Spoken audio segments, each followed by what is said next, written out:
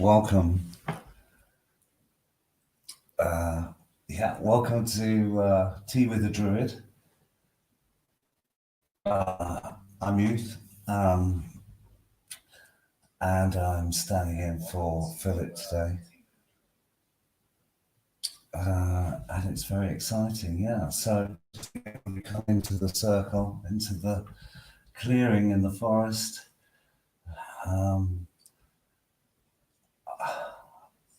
Hi from Ulster, Kathy from Florida, Victor from Brussels, Carola from Western Germany, Alanya from Colorado. Wonderful. So I just love this technology that allows us to connect like this. Many of you probably don't know who I am or what I'm doing. Essentially, I'm an artist and a music producer, composer, writer, author, poet, painter. I do many different creative disciplines and things. I've been making music predominantly for the last 45 years. And in many ways, I've been trying to make my life meaningful through the process of making music and being creative. It's a big part of how that has been informed as a long journey, a long conversation. But briefly, I joined the audio OBOD, late 80s, early 90s. I'd had a bit of an awakening and a wounding from at 21 from taking way too much LSD. But it opened me up, and I came through my sort of shattered ego with a complete awakening to the spirituality of nature, and spent a lot of time then studying and self-educating about shamanic practices, which led me in the late 80s to go to India, as you do. And I had a house in India for 10 years, spending 4 to 6 months a year. And that really opened me up. But whilst doing a meditation there, I got an insight that actually my path and journey wasn't going to be there. At a little closer to home, I went back to the UK and I discovered the order and joined. And that for my life's work for the last 35 years or so, really helped with my creative discipline, and really given me the mystery school education that I needed to find a sense of purpose and meaning to the work I was doing, and to a compass to guide myself through it. I was in great fear of becoming a bit of a pocketbook philosopher, so I really understood I needed to go deeper into one thing. Even though I have a very pantheistic belief system, I'm very interested in Buddhism, various strands of shamanism. I'm also interested in aspects of mystical Christianity. I'm very interested in psychology, particularly what they call archetypal psychology, which Philip delves into in many ways. And writers like Hillman and Thomas More, Light of the Soul, all of these have helped give me an understanding and a sensibility towards how to approach creative, inspired state of mind, um, to bring out the potential of myself. And most of the last 40 years, I've made a living out of producing and bringing the best out of other artists. Most of that time, it often doesn't work, but some of the time it really comes together.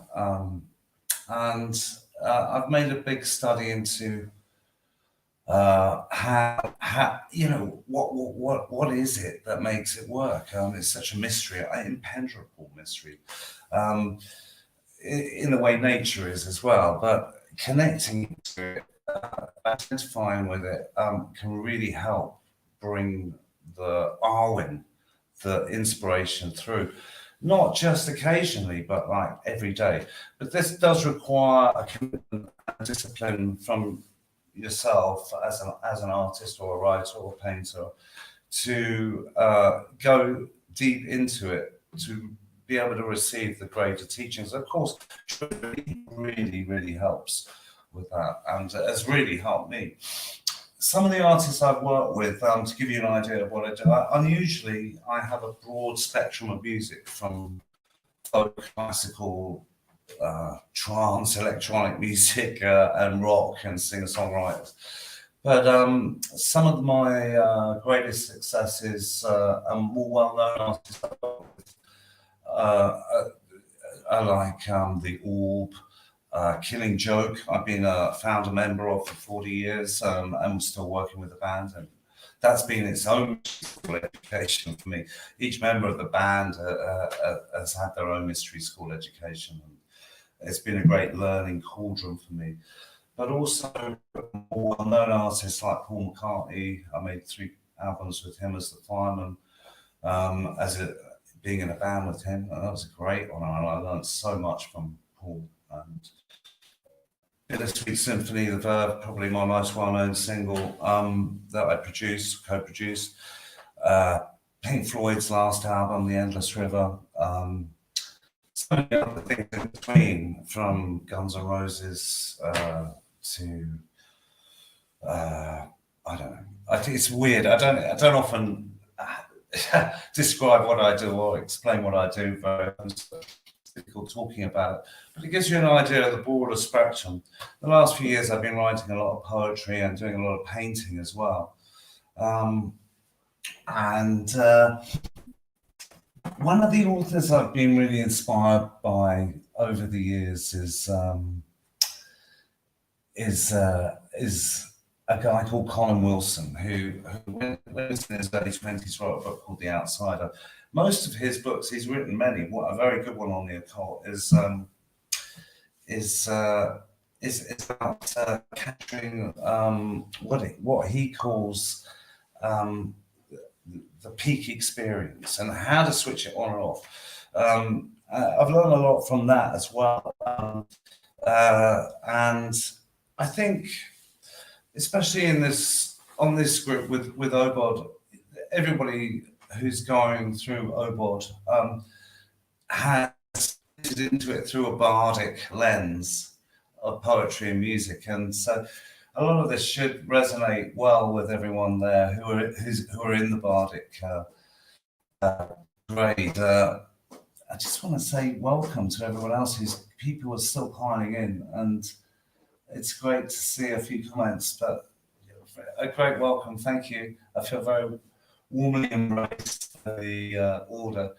I must say I found this a little bit anxious to do, because where I am at the moment is in Andalusia, southern Spain, and the internet connection here is a little wobbly. So I apologise if there's any tech. But I'm in a very rural area, surrounded by ancient olive groves and orange groves as well. And at the moment, the oranges are withering on the vine a little bit, but we still get that beautiful aroma of orange blossom and pine catching on the wind as it's coming up into the Sierra Nevada mountains. It's a really amazing place to be. And I co-designed and built a studio here 20 years ago. And I've been spending a lot of time here, reconnecting to the place and the nature here and the seasons. And that's been incredibly inspiring for me as well. And I hope everybody's feeling, oh, hello, Penny and Arthur, lovely. What I love about this Druid team with the Druid, which I watch a lot, and especially in lockdown, I find Philip's so good at it. I can't hope to compete there. But what I love is it starts with this idea of a cup of tea. And I remember the first Druid camps I went to near Swindon, right in the rural heart of England, not far from Avebury. As you went into the Druid camp, you'd always be welcomed, often by Penny or both of them, with a nice cup of tea. And you'd sit down and have a cup of tea and decompress from the external world into the magical world of the Druid and the camp. And it was such a wonderful welcome. And I can only wish everyone else a lovely welcome to the circle tonight. The community and fellowship I found with OBOD has been really sustaining and inspiring. And it's led me to actually start a couple of other groves. I mean, I went through all the Druid groves and then began to start my own sort of discrete groves. I mean, there was a point where I had to ask if I could experiment with psychedelics within a grove of Druids.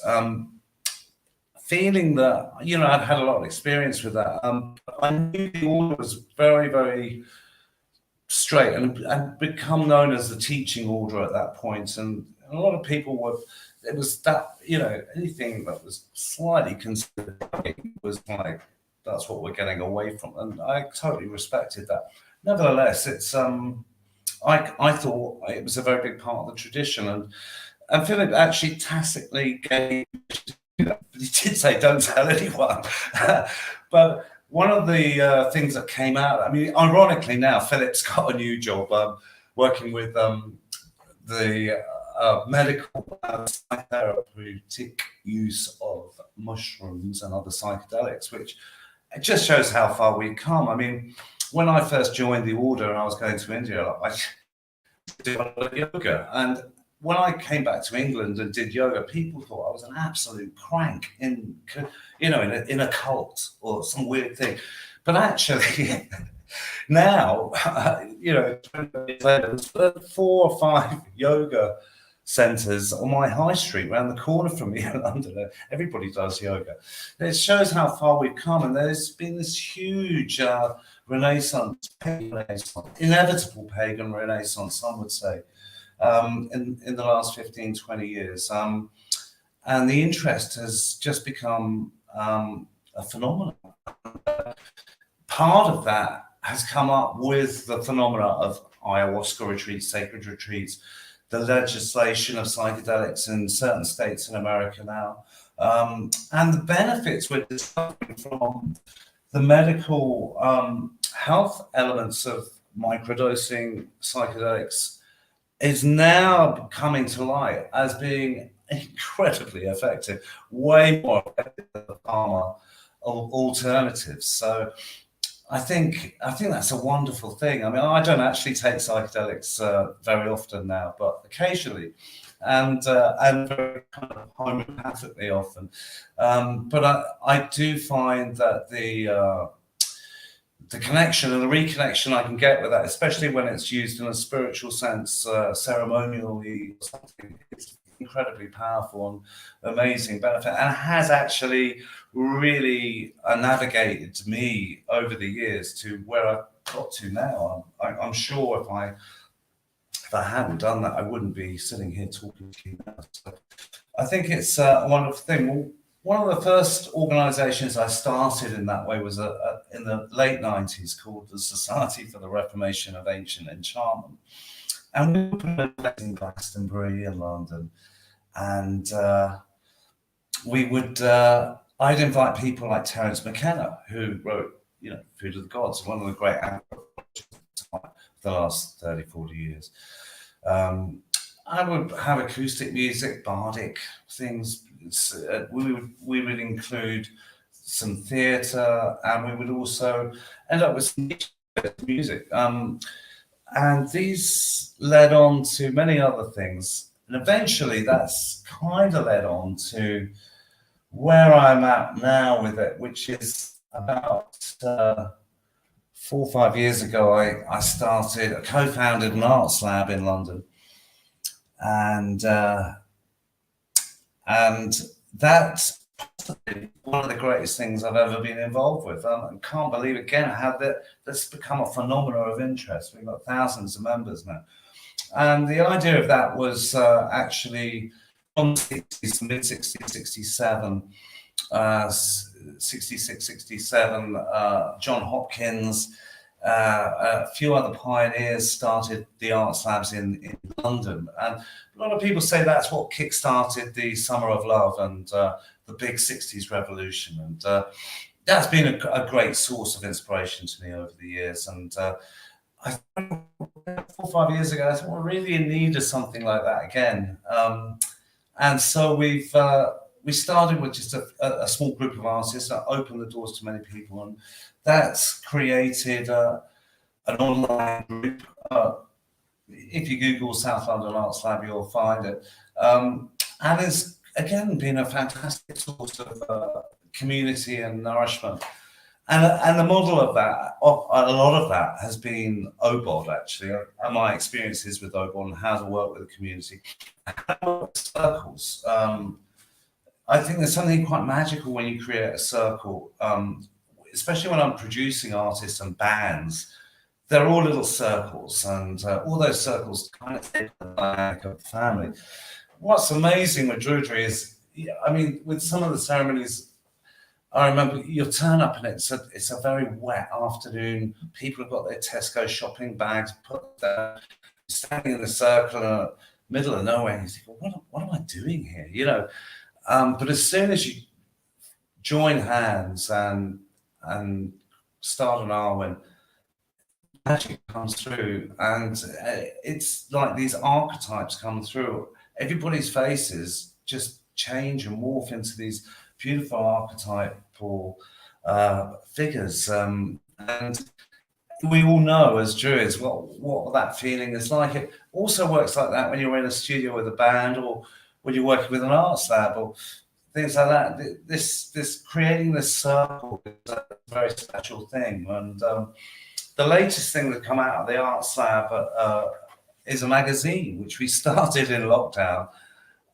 Seems crazy because a lot of magazines are actually done now, but we created this magazine and we're on our second issue now, and it's gone very well. First issue, it's a combination of different arts: music, literature, poetry, and art. So it's an unusual magazine. And first one, we had people like Alan Moore. This new edition, we've got Billy Childish, Pam Hogg, the designer, on the cover, an article on the history of Glastonbury Festival, David Tibet, some other, it's a kind of esoteric and cultural. Again, these are things that the intention was just to take what we had and go further. A lot of creativity is about the intention, especially with the ceremony. Once you have the intention clear and focused, you can just throw it out into the universe and see what happens. This is the magic of being creative. It's another sort of weird thing that happens when you do something that's takes a bit of courage and risky. You throw yourself at it. The universe conspires, colludes to make it happen for you in ways you could never expect. The magazine's called Mu, M-U. If you Google Moo magazine, it'll pop up, and you can order it online. I'm actually surprised Oboard hasn't created a magazine. I know there's a lot of online activity, but there's so much creativity within Oboard. It could be an amazing application. Nevertheless, I think publishing yourself as well, your poetry, taking your art seriously, fearlessly throwing it out there is an amazing thing to do. Yesterday, or a couple of days ago, I went to visit a local artist here, Jim Hyema, who's an incredible artist in her 70s. Hasn't got a gallery, hasn't got an agent, hasn't got PR, hasn't got anything set up. She decided she wanted to do some big epic paintings, rented this huge warehouse, and it's like over 400 square feet, huge ceilings, ordered some reels of canvas, and she's making these paintings that are like 3 meters high or something. Unbelievable. And she's really getting a lot out of it, throwing herself in, but the courage and the commitment and the bravery it takes to do that with no end in sight even. I mean, it could be considered folly, but I don't think so, because when you invest that much into the act of what you're doing, it will, that energy again will conspire around you to make it happen. I've often tried things, with the band where it's not even about money. It's like one of those things. It's an internal process. I think it's like, if you're trying to chase love, it sort of always slips through your fingers. If you're trying to chase inspiration, sometimes it's never there. Whereas if you take the external away and come from the internal and go, okay, I'm going to be a more loving person. I'm going to commit more to being a loving person on ordinary ways, simple ways, general ways. Then love comes to you without you expecting it, by surprise. And the same with inspiration. Instead of looking for it out there, which of course you can do, like a 20-minute walk in the woods, you'll get the inspiration. Plus, you'll get an immune boost and that's all part of inspiration. But essentially, for inspiration, you have to be discipline unlocks creativity. That's the tricky bit. But once you've got your disciplines, you've got to read. If you want to be a great writer, you've got to read great books. So the inspiration comes through osmosis from reading great books. It will then translate through your fingers. Same with music. Listen to great music you love. When you go to the guitar, it will come through, and that inspiration will be there. And the same for drawing and stuff. At the moment, I'm doing copying a book of drawings on Rembrandt, because I'm trying to get my drawing chops down a bit better. Somehow, a little bit of that sort of, pass over, and suddenly you're inspired. I can give you a good story about working with Paul McCartney once, and Paul's a great example of a bard, probably one of the greatest melody writers in the last 100 years. Incredibly inspired individual. Not only does he do a lot of music, which he's known for, but he also does a lot of poetry. He composes symphonies, and he's a very accomplished painter. And paintings are great. And one day we were working together, and I said, when was it? Was there a penny drop moment when you felt you could do all these things? And he told me this great story about in the 60s when he first met Linda. He was in New York, and Linda's father, Lee Eastman, was the art agent lawyer for many of the big abstract expressionist painters at the time, de Kooning, Jackson Pollock. And through him, they would be invited to hang out in the studios. What an amazing experience. He'd often go to William de Kooning's studio. If you don't know who William de Kooning is, Google him. He's one of the great abstract painters of the last 100 years again. Amazing painter, amazing inspiration. And he goes to the studio, and one day he was there, and William was doing these big abstract paintings, very pale colours, and he described it like that. And then he kind of looked at him, and he goes to William, "Hey, William, what is it? What is it you're painting?" And William steps back from the painting and looks at it, and goes, "Oh, it kind of looks like a sofa to me." And that's why you can get away with that. You don't actually need a theme or a purpose. You can just paint. And actually, he was a very good friend of me, because in Paul's office, house, studios, there are de Koonings everywhere on the walls. And I said, "How did you collect so many de Koonings?" He goes, "I went to the studio, he'd say, 'Take a painting with you.'" And I was like, wow, what an amazing experience, and amazing thing to have. What generosity of spirit from de Kooning as well. You know, but there were no really big ones. I said, "You don't want to take a big one?" And he was like, no. I said, "Why didn't you go for a big one?" He goes, "Well, you just don't do that, do you?" I was like, "Yeah, good one. Good one." But I think being surrounded by people who are actually doing things like that is a really good way to get your art up. And the other thing is, it doesn't happen on your own. I know a lot of Druids are sort of like hedge witches. They like to, retreat into their cave and be very solitary. But actually, you want to be part of a group or a scene. Nothing happens on its own. You could plug into other artists, other people, and other things, and that's where the magic really happens. And that was another inspiration for starting the Arts Lab and magazine. Just connecting. I mean, there's plenty of time to go off your hermit mode and be on your own as well.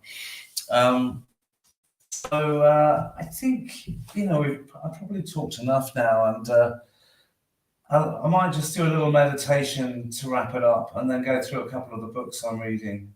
I think another thing that's important to remember at the moment, coming out of lockdown, is there was this, after the Black Death in the 1600s of the plague, there was a huge renaissance. The Renaissance came out at the end of that.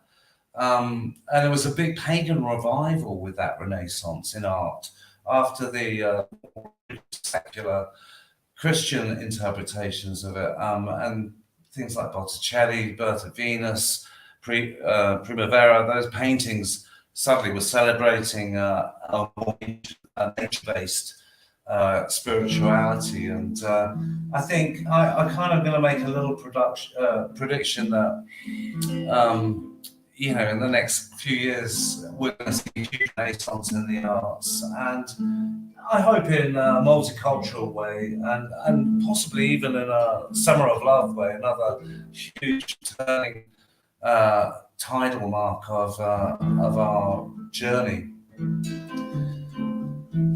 So I'm just going to play a little bit of music to get us in the mood, while we imagine ourselves about to go into a little meditation. If you imagine we're in a forest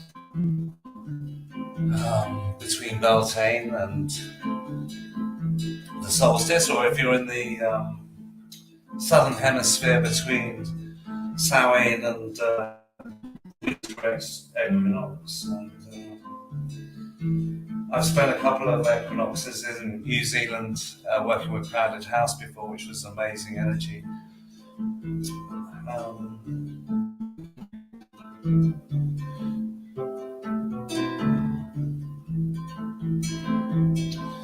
And the sunlight's cutting through the glades. And we open our ears and listen.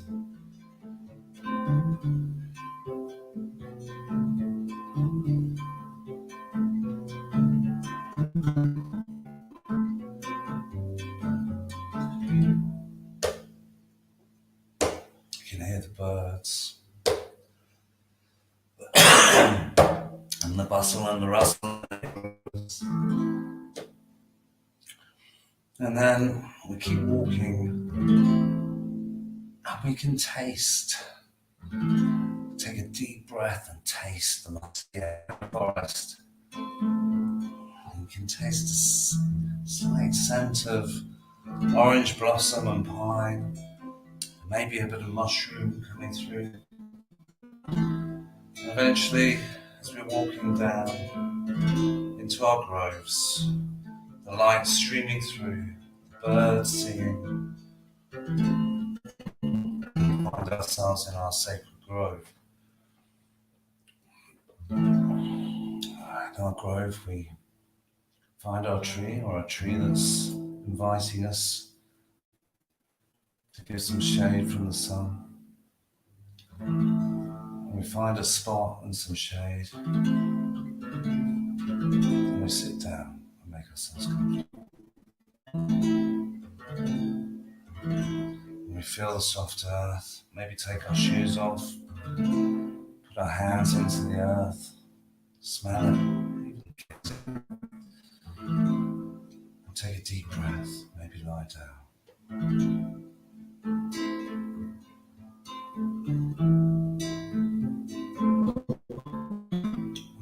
We tune into the trees, the nature around us. We feel held, we feel at home.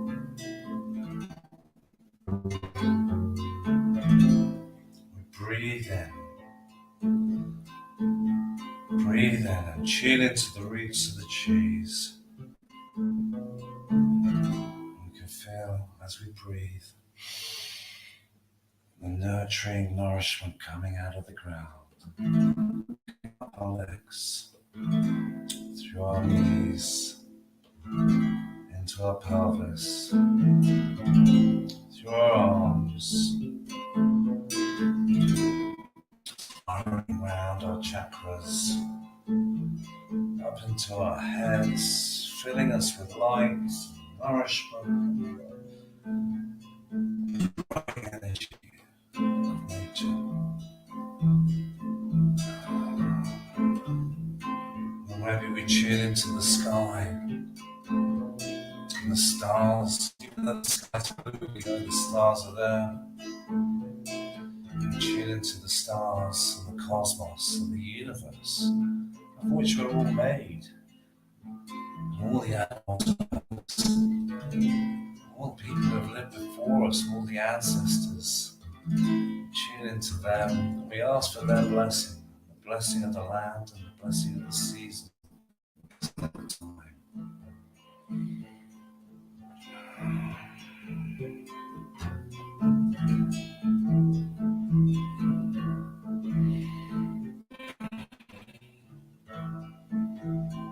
Let go of all our intense frustrations. Let go of all our worries. Find our muscles relaxing. And every breath, we feel ourselves deeper and more connected to the universe.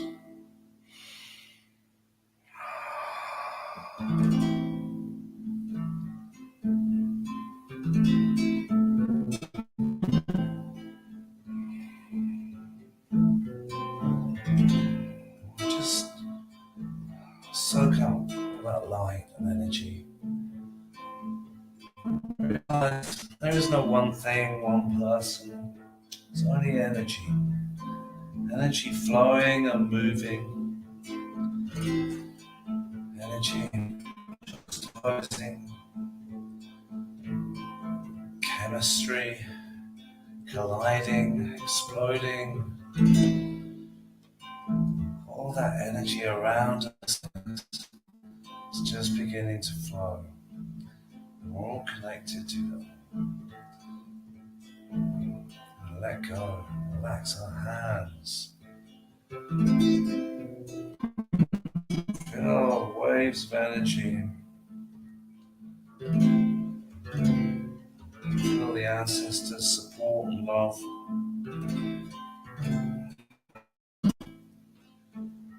And give thanks. Thanks for all the things we have in our life. Thanks for the moment.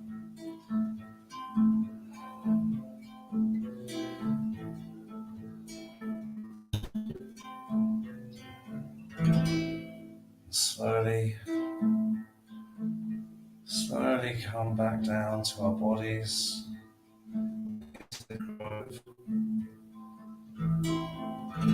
Slowly open our eyes, feeling warm and held without fear. Find ourselves back in front of our laptops and tablets, back in our homes. Renewed. Lovely. So I hope that's working for you. And Orange Blossom and Pies comments, heartfelt meditation in chat from Kay. Thank you, brother.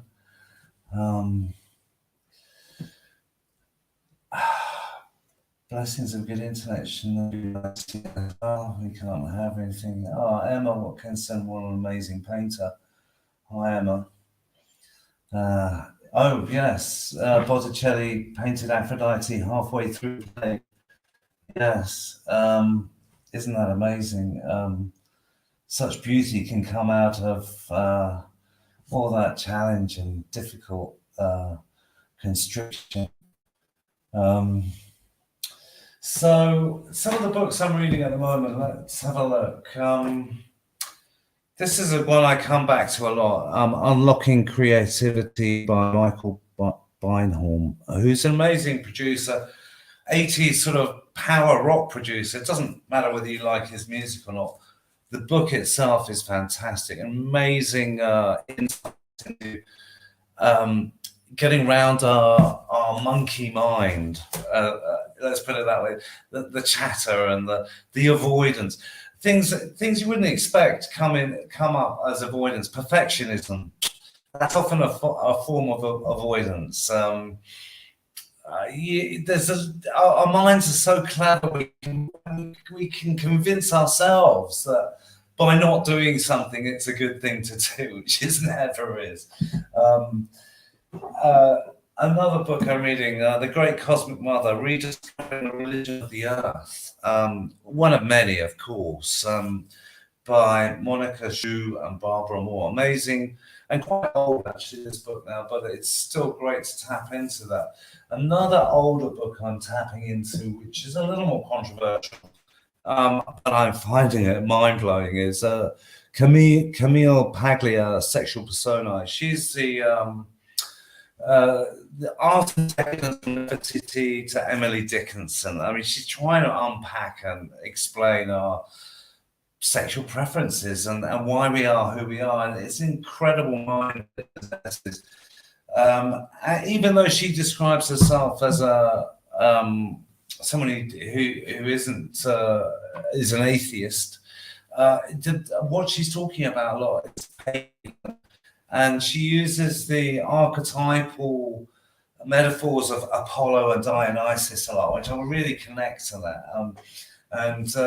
Apollonian culture you could consider as the Western rational mindset, academic, that we kind of predominantly live by. Dionysian is the more feminine, pagan, goddess, nature-based, bohemian.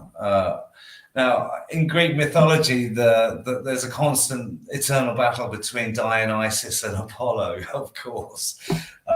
And the result of that, amazingly, is actually comedy and tragedy, but predominantly comedy. That makes sense to me with Killing Joke, but again, trying to...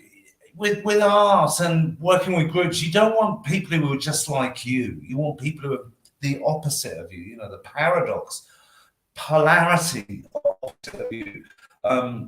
Those juxtapositions, when brought together, create flashes and sparks of alchemy. And it's the same in an internal process between Apollonian and Dionysian. We do kind of need both, but Camille argues that there's a bit of an imbalance towards the Apollonian, and she's got some incredible insights as well. And the third book I'm referencing, this is a great book. This is more artistic. Drawings by Rembrandt and His Circle, Just so, I mean, such effortless. It appears effortless. There's an economy of mark making. I mean, from the cover, you can see there's less than 2-3 dozen marks made, but look at the transmutation of emotion and depth in that little sketch. This is something that I think you can only achieve through an incredible amount of hard work and discipline doing.